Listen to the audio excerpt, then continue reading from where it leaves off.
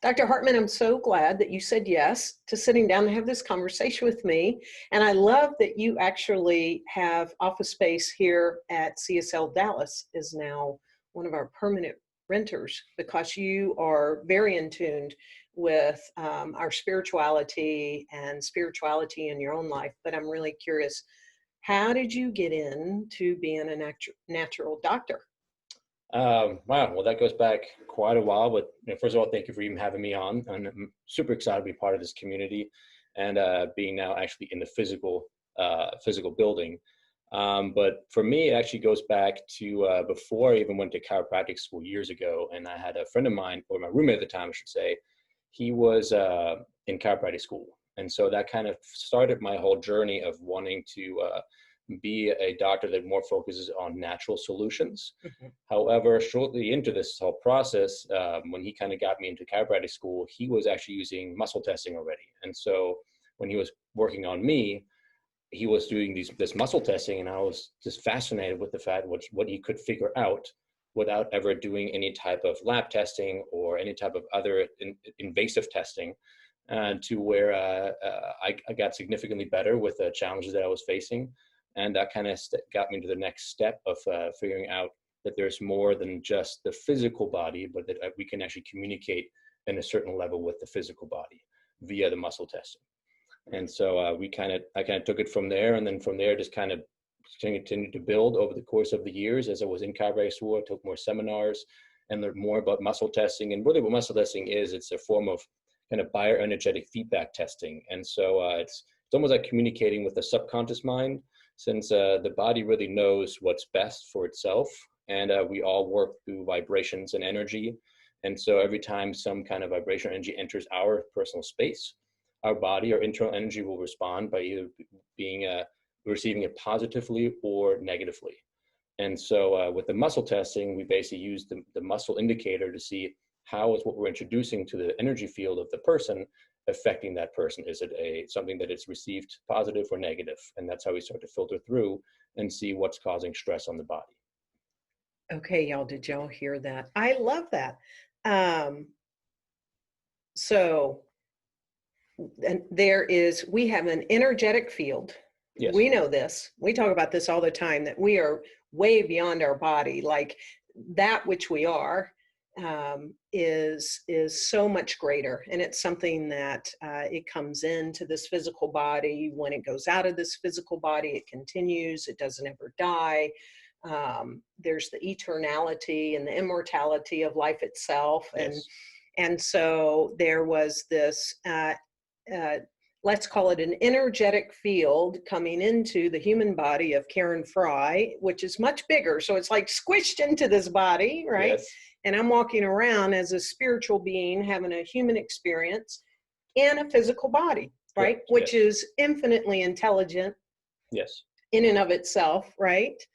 And then there are energetics, outside things that come into the field, both on an individual level and a collective consciousness level. Right. Yes? Yes. Okay, just making sure you're still, like, we're on the same page here. And what you do is you're using the form of muscle testing, which you have done on me numerous of times, countless times probably. And you're testing to see that which has come into this physical body for the sake of my own body and the Yes. health of my own body and the wholeness of my own body. How has that responded on a subconscious level and on Correct. a physical level? Yes. And that's really the key, is understanding how does our outside world impact our internal world. And what I kind of grown into realizing too over the years of doing this type of testing is how much, that's then the next level, how much actually the mind and then the thoughts that we have start to impact our physical well-being. So now we're talking internal. Correct. So first it was like external impacting the internal, but how is the internal of our own thoughts now also impacting our physical body? Exactly. And so oftentimes something what we're perceiving from the outside is then causing a internal reaction that is then can cause internal conflict and cause physical stress. And so I think a lot of times what I've now come in, what I've realized with people is even though they may have physical challenges, which we can work through, but a lot of times at the very core of these physical challenges is oftentimes a mindfulness or a spiritual challenge that the person has not yet uncovered or dealt with. And so where people can get stuck in this eternal loop. And what's interesting too, you can actually use muscle testing often to test people individually. And sometimes when people are not getting better as quickly as they should, oftentimes we ask the body and say, hey, are you willing to heal?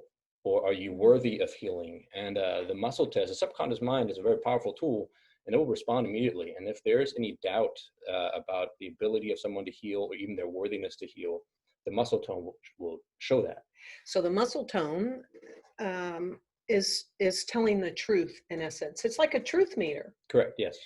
And so we know that there is that subconscious mind, which is subject to that which we are planting into it. So consciously or not, sometimes it's within in this whole spiritual mind body relationship. And it's the subconscious that is truly the most powerful, if we can say, yes. It's below the surface and it's working all the time, whether we're realizing it or not. And so you're able to even ask, like, well, if someone's not getting well, like you're able to ask, like, are you willing to be healed or get well? Okay. And you have found that over time, this is new news to me. This is cool. Yes. You found that sometimes the answer is no. And then one could work on that. Well, exactly. what are the false beliefs or what am I holding about myself yes. that I may not be worthy, or I may have a belief that, well, in being sick, I actually get more attention. Yes. Right. And that's a pattern. And so people that are sick or as a child or whatever, there's attention. And then it's like, well, I want that attention. In order to get that attention, I need to be sick. Yes. Instead of working through, from my perspective, yes. maybe not a psychologist perspective, but it would be a spiritual, work on the spiritual truth of who we are and what our connection to life is.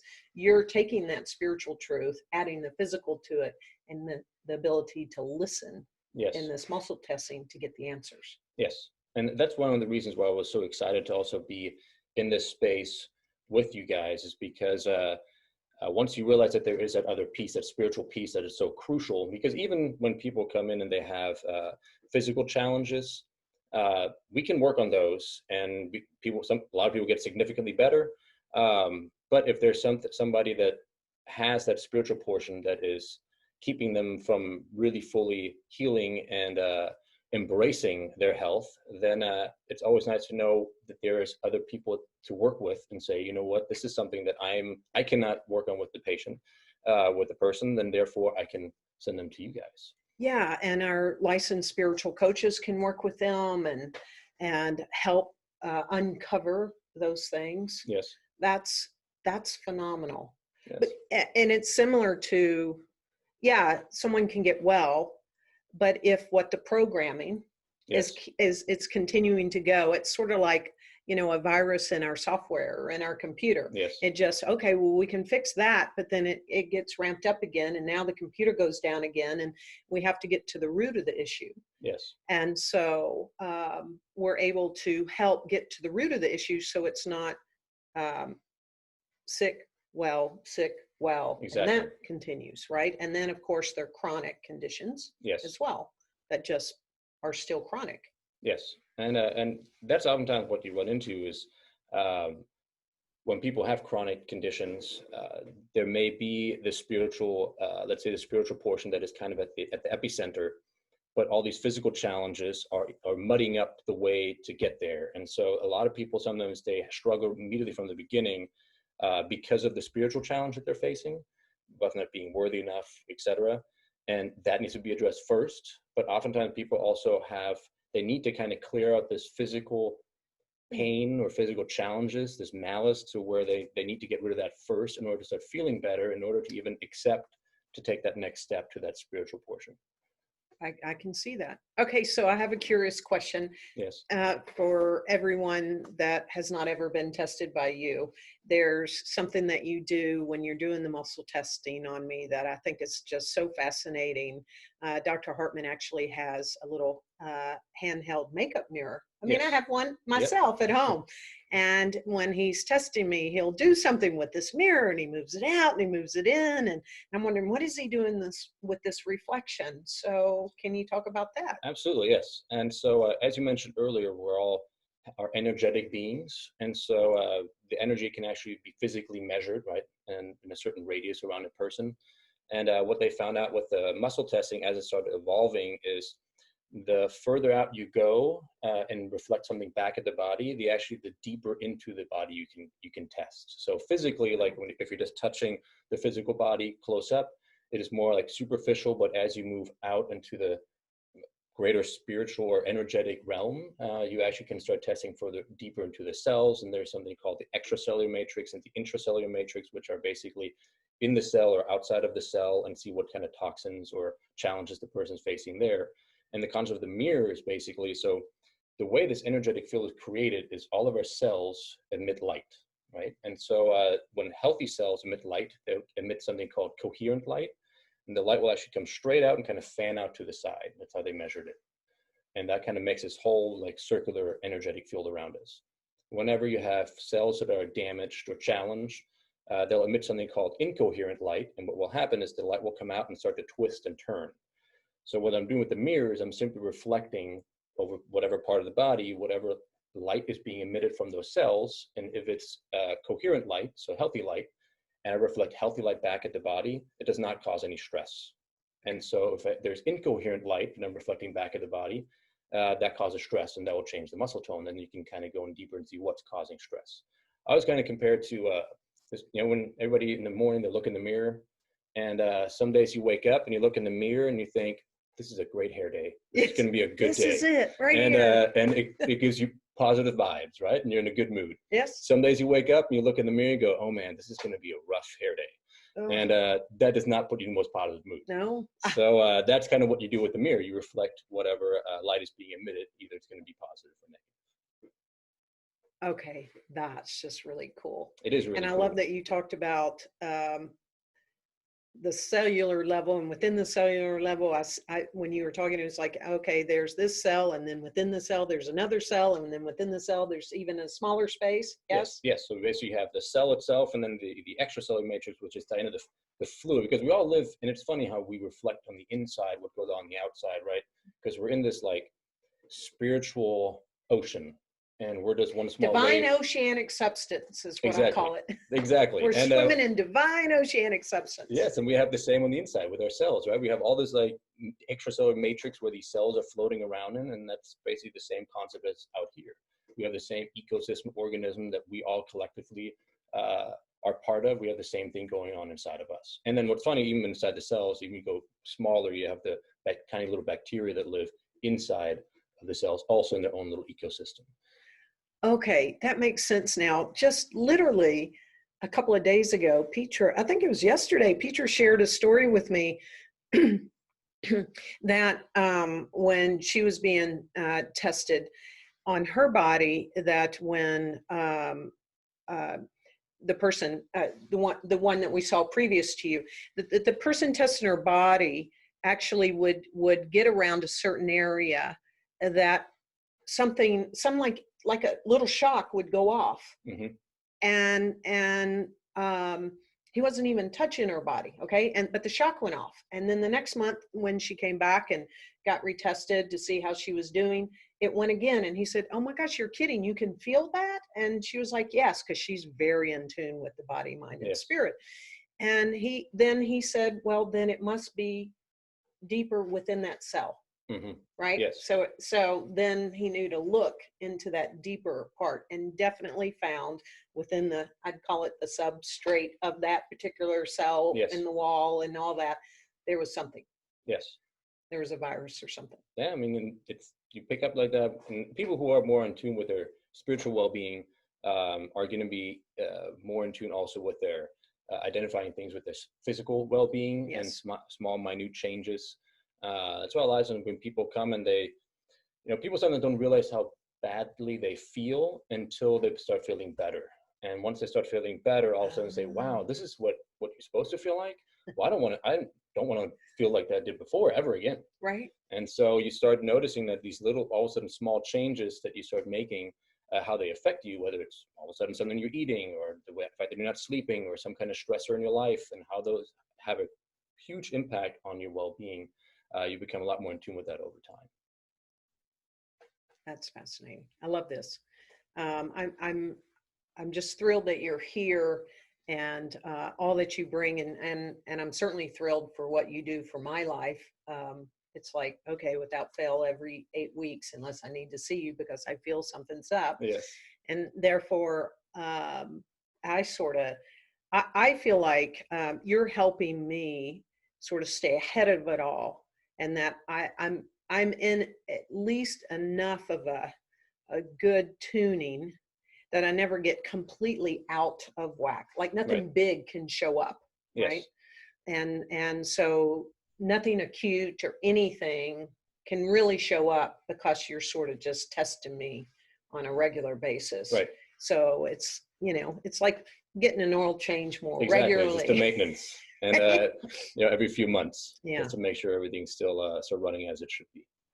Well, how has now, or what would you like to share about your journey and your progression of, you started out, thinking you were going to only focus on the physical body and keeping it in alignment. And now you've added this spiritual layer. Yes. And the mental layer, which they're all interconnected. We can't pull any of these out, right? We think we can, but they're all, so interconnected. How has that changed your life over time, and maybe some of your favorite spiritual practice or spiritual tools that you use to keep you on your spiritual path? Yeah, I mean, I think the way it has really shaped my life in adding more of the spiritual component is for my own physical well-being and also my mental well-being. Certain practices that I've started was meditation that I started a while back, and we just talked about it before we started recording, but about the idea of practice, right? And practicing something. And for me, it was always, I'm a very goal-oriented person, and I always have to achieve something. There has to be some carrot at the end that I can get to. And so I struggled at the beginning with meditation because I was just like, well, I'm not good at meditation, right? And so I finally heard, I read a book, I should say, and in the book they were saying that you don't practice meditation to get good at meditation, you practice meditation to get better at life. And that really had a profound impact on how I was viewing that portion, just the meditation portion. And because that really helped kind of calm my mind. But through meditation also, it opened up my mind to all the other opportunities and possibilities that I have within my own practice to try and branch out and grow my practice, and also grow the amount of people that I involve in my practice, or I share things with, right? And that's one of the reasons whenever divine spirit brought us together and we had an exchange, you're like, well, we have space. And I said, well, I'm looking for space. It's funny how that works out when you're open to it. Yeah. And but prior to that, I would have never been really that open. I would have been more, closed minded and said, no, I what I'm doing is what I'm doing, and that is it. And but that's never what I wanted to stop. I never wanted to stop just in my little bubble. And I think with spiritual practice, whether it's reading books or trying to find a practitioner that you can have spiritual mind practices with, I always envisioned this little box that you were basically put in from our birth, and saying, this is where you're allowed to think, and this is what the world is like. And then, you have to make a conscious effort all the time to try and get out of this box. And once you get out of this box, but then you think, this is it, but then there's just a bigger box. And it's a constant movement of boxes. It's like, what is the little... the little dolls? Russian dolls. The Russian dolls, yeah, exactly. That's how I feel like you keep getting, you keep moving from one to the next, to the next, to the next. And but that's the whole idea of the practice, right? It's like to try and move and make progress every day in that spiritual path. And then one last thing I would share that has probably changed my life the most was starting to journal. And several years ago, I started a journal. It was called the 5-Minute Journal. And it's a very easy way to start journaling. And it's basically, it's broken up into 2 sections. I have no affiliation with the people, but basically has a morning portion, evening portion. And the morning portion, it has either a quote or a challenge. And then it moves into, write 3 things that you're grateful for. And starting your day with gratitude is probably one of the most important things that I've done personally. But then it asks to write an affirmation about yourself and how would you like the day to go. And in the evening, you come back and you just focus down and you say, okay, what are 3 amazing things that happened that day and how could you make the day even better? And what I found is I wrote for about 2 years in the multiple of these journals. And when I started, and my life just changed dramatically. And all of a sudden, I was sat there one time, I thought, wow, most everything I wrote in that journal about what I want to achieve actually came true. And I think it's a matter of writing it down and committing to it and putting it out there into the universe and saying, this is what I want out of my life. And then you automatically start making these small steps because in the back of your head, you have these things written down that are important to you. And interestingly, I always tell people that this actually has a scientific portion to it as well. So in your brain, you have something called your reticular activating system. Okay. And that's a part of your brain that actually recognizes what's important to you, which is one of the reasons, for example, when you go out and let's say you buy a new car and all of a sudden you start driving your car because you're all excited and you see the car everywhere. Yes. And it's not that everybody decided to buy the car and drive it where you are. It's the fact that they were always there. It's just you were not focused on it. And your brain, it was not important to you. Therefore, your brain just close it off. And that's how you kind of can go through anything in life is if you, whatever you focus on, your brain will focus on, you will start seeing it. Okay, everybody. So we can go beyond cars. Let's start focusing on all the good in the world and where love is showing up and joy and peace and harmony and let's just all start looking for that, right? Write it down, look for it. We're going to see it. We see it. It's going to expand more. Everybody else is looking for it. It's going to happen. Yes. And what I really hold after this conversation is that we have a lot less external and also internal, because that's really the key. Yes. Internal negative things that we're telling ourselves, continuing to think about. Yes. Of ourselves, of people, of the world, of conditions, and that we start to have new thoughts. Yes, that's why it's called new thought. Have a new thought now, a positive new thought. Yes. And that our bodies will be a lot healthier. They will. And actually, one thing that you told me a few years ago when we first met and we had a conversation, I think you came in as a patient and then we just started talking. But I was sharing with you how I was irritated about a certain, I think it might have been political or something, but it was just frustrating me. And you looked at me and you said, because I said, I'm totally against this. And you looked at me and you said, don't be against something, always be for something else. And that really had a big impact on my life because it is important. The more you just said, what you focus on, you get. And so you focus on things you don't want, even if it's something that you say, I don't want that to happen. But if you focus on that, that's what's going to happen. And that's what people with the physical health too. Oh my gosh, I don't want to get sick. I can't get sick. I don't want to get sick. I can't afford to get sick. And then boom, they get sick. Right. Because they focus on that. Exactly. I know. I thank goodness with science mind, I stopped doing that.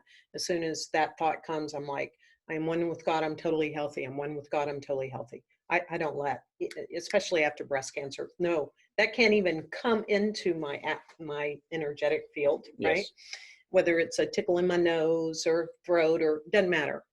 Ernest Holmes said, show me one person, that many, one person that is for everything and against nothing. And I will have lived to see the day of basically the second coming. Wow. That if one person really was to stand for things and not be against, that would be a pretty mighty thing. Yes. And so we can each grow in our forness, right? Absolutely, yes. Yeah. So thank you. And I want to just personally thank you for being my natural doctor. You are such a blessing in my life and in the life of this community. We're grateful that you rent space here. And so we're going to make sure that you have Dr. Dan Hartmann's information, and whatever path it is to keep you healthy and whole, because that's really the spiritual truth of who you is, find it. And I'm just grateful that I found you. Well, right back at you. I'm very grateful that I found you. Yeah. It was a deep connection early on, and you've just enriched my life beyond measure that you can even imagine. So I love you. Thank you. I love you too. All right. So bye for now. Okay. Bye.